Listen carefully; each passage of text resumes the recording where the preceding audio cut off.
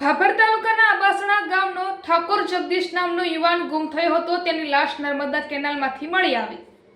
અત્યારે મહત્વના સમાચાર સામે આવી રહ્યા છે ભાભરથી। ભાભર તાલુકાના અબાસણા ગામનો જગદીશ ઠાકોર નામનો યુવાન ગુમ થયાની ફરિયાદ ભાભર પોલીસ સ્ટેશનમાં નોંધાણી હતી। ત્યારે આજરોજ ભાભરના ઇન્દરવા પાસે કેનાલમાંથી લાશ મળી આવતા ચકચકાર મચી જવા પામી છે। હત્યા કે આત્મહત્યા એવું લોકમુખે ચર્ચાઈ રહ્યું છે। અબાસણા ગામનો એક યુવક 5 તારીખે ગાયબ થતા ભાભર પોલીસ મથકમાં 7 તારીખે અરજી આપવામાં આવી હતી। કચ્છ બ્રાન્ચ નર્મદા કેનાલમાંથી ઇન્દરવા પાસે ચરડા જોડેથી લાશ મળી આવી હતી। ત્યારે સમગ્ર વિસ્તારમાં ચકચકાર ફેલાઈ ગઈ હતી। ભાભર પોલીસમાં સ્ટાફના માણસો સાથે નર્મદા કેનાલ પહોંચીને લાશને બહાર કાઢવામાં આવી હતી। આ લાશને પોસ્ટમોર્ટમ કરવા માટે ભાભરની સરકારી હોસ્પિટલ ખાતે ખસેડવામાં આવી હતી।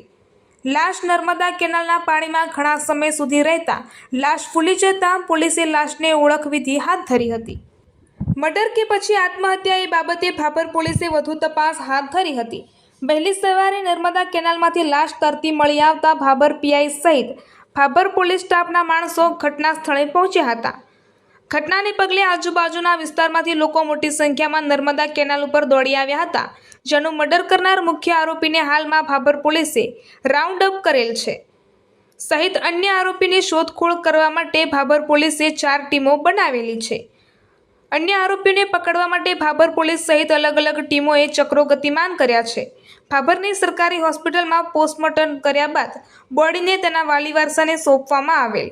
ભાભર સહિત આજુબાજુના વિસ્તારોમાં આવી ઘટના બનતા ચકચકાર મચી જવા પામી હતી। અહેવાલ ગોપાલ કે પૂજારા, ભાભર વાવ, થરાદ।